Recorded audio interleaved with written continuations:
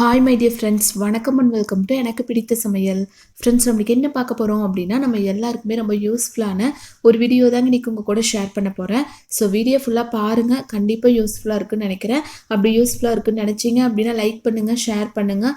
நம்ம சேனல் இப்போ நீங்கள் ஃபர்ஸ்ட் டைம் வர்றீங்க அப்படின்னா மறக்காமல் சப்ஸ்கிரைப் பண்ணிவிட்டு பக்கத்தில் இருக்கிற பெல் ஐக்கானில் ஆல்ங்கிற ஆப்ஷன் கிளிக் பண்ணிடுங்க. இப்போ வாங்க வீடியோக்குள்ளே போய் இது என்ன அப்படின்னு பார்த்து தெரிஞ்சுக்கலாம். இப்போ நம்ம ஃபர்ஸ்ட் இந்த ரெசிபி ரெடி பண்ணுறதுக்காக ஒரு 3/4 கப் அளவுக்கு வேர்க்கடலை எடுத்துக்கலாங்க. எடுத்துட்டு அது மீடியம் ஃப்ளேமில் வச்சு லைட்டாக வறுத்து எடுத்துக்கலாம். ஹை ஃப்ளேமில் வச்சிங்க அப்படின்னா ரொம்ப டக்குன்னு கரிஞ்ச மாதிரி ஆயிருங்க. ஸோ மீடியம் ஃப்ளேமில் வச்சு நல்லா இது வறுத்து எடுத்துக்கலாங்க. இப்போ இது ஒரு பிளேட்டுக்கு மாற்றிக்கலாம். லைட்டாக ஆறுனதுக்கப்புறம் இதை கை வச்சு அந்த தோல் ஃபுல்லாக நம்ம எடுத்துடலாங்க. ரொம்ப ஆறுச்சு அப்படின்னா கூட இந்த தோல் எடுக்கிறது கொஞ்சம் கஷ்டமாக இருக்குங்க. ஸோ லைட்டாக சூடாக இருக்கு இல்லைங்களா, அந்த ஸ்டேஜ்லேயே இந்த மாதிரி க்ளீன் பண்ணி எடுத்துக்கலாம். இப்போ நெக்ஸ்ட் ஒரு பேன் வச்சு நம்ம ரெடி பண்ணி எடுத்து வச்சிருக்கோம் இல்லைங்களா, அந்த வேர்க்கடலை ஃபுல்லாக உள்ளே சேர்த்துக்கலாங்க. இப்போ 3/4 கப் அளவுக்கு நம்ம வேர்க்கடலை எடுக்கிறோம் அப்படின்னா அதுக்கு அதே கப்பில் 1 கப் அளவு காய்ச்சி ஆற வச்ச பால் உள்ளே சேர்த்துக்கலாம்.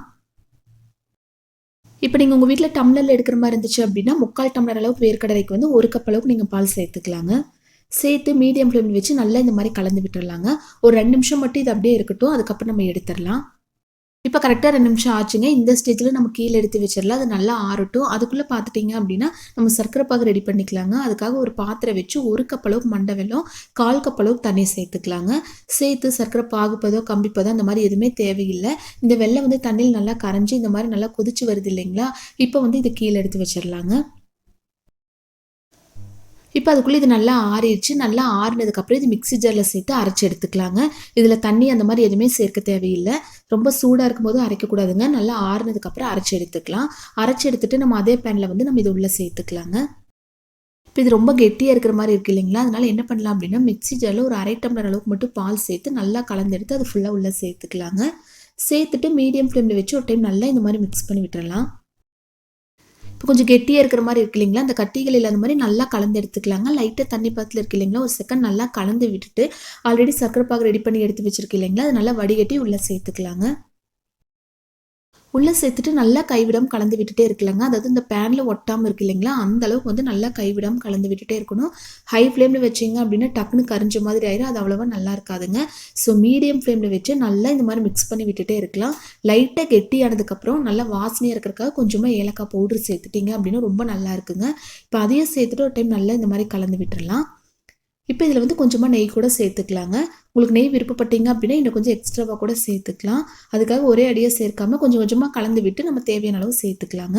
இப்போ லைட்டாக ஒரு சிட்டிகளை உப்பு சேர்த்துக்கலாம். இப்போ நல்லா கலந்து விட்டுட்டே இருந்தீங்க அப்படின்னா கொஞ்சம் கெட்டியாக இல்லைங்களா, இந்த ஸ்டேஜில் இன்னொரு ஸ்பூன் அளவுக்கு நெய் சேர்த்துக்கலாங்க. நான் டோட்டலாகவே ஒரு 2 ஸ்பூன் அளவுக்கு மட்டும்தான் நெய் சேர்த்துருக்கேன். ஒருவேளை உங்களுக்கு பிடிக்கும் அப்படின்னா இன்னும் கொஞ்சம் எக்ஸ்ட்ராவாக கூட சேர்த்துக்கலாம். லைட்டாக தண்ணி பதத்தில் இருந்தால் கூட அவ்வளோவா நல்லா இருக்காது. இந்த மாதிரி பேனில் ஒட்டாமல் இருக்கு இல்லைங்களா, இப்போ நம்ம ஸ்டவ் ஆஃப் பண்ணிடலாங்க. ஸ்டவ் ஆஃப் பண்ணிவிட்டு ஒரு பிளேட்டில் கொஞ்சமாக நெய் அப்ளை பண்ணி வச்சுக்கலாம் நம்ம ஃபஸ்ட்டே. அப்போ இந்த மாதிரி ரெடி ஆனதுக்கப்புறம் உடனே நம்ம இந்த மாதிரி உள்ளே சேர்த்துக்கலாங்க. பாருங்கள், இந்த பதத்தில் இருந்துச்சு அப்படின்னா தான் கரெக்டாக இருக்கும். இப்போ ஒரு பிளேட்டில் மாற்றுறதுக்கப்புறம் இந்த மாதிரி நம்ம ரெடி பண்ணி எடுத்து வச்சுக்கலாங்க. ஒரு 1/2 மணி நேரம் அப்படியே இருக்கட்டும், அதுக்கப்புறம் நம்ம கட் பண்ணி பார்க்கலாம். இப்போ 1/2 மணி நேரத்துக்கு அப்புறம் உங்களுக்கு எந்த சைஸில் எந்த ஷேப்பில் வேணுமோ அதுக்கு தகுந்த மாதிரி தாராளமாக கட் பண்ணிக்கலாங்க. இப்போ கரெக்டாக 1/2 மணி நேரம் ஆயிடுச்சு. கத்தியில் லைட்டாக நெய் அப்ளை பண்ணிவிட்டு நான் ஃபுல்லாக கட் பண்ணி எடுத்துகிட்டு உங்ககிட்ட காமிக்கிறேன். அவ்வளோதான் பாருங்கள், ஈஸியான ஹெல்த்தியான இந்த ஸ்வீட் ரெசிபியை வீட்டில் இருக்கக்கூடிய குறைவான பொருட்களை வச்சு நீங்களும் ட்ரை பண்ணி பாருங்கள். டேஸ்ட் ரொம்ப அட்டகாசமாக இருக்குங்க. ட்ரை பண்ணி பார்த்துட்டு எப்படி இருந்துச்சுன்னு ஃபீட்பேக் மறக்காமல் எங்கூட ஷேர் பண்ணுங்கள். இந்த வீடியோ யூஸ்ஃபுல்லாக இருக்குன்னு நினச்சிங்க அப்படின்னா லைக் ஷேர் பண்ணி நம்ம சேனலை சப்போர்ட் பண்ணுங்கள். தேங்க்யூ.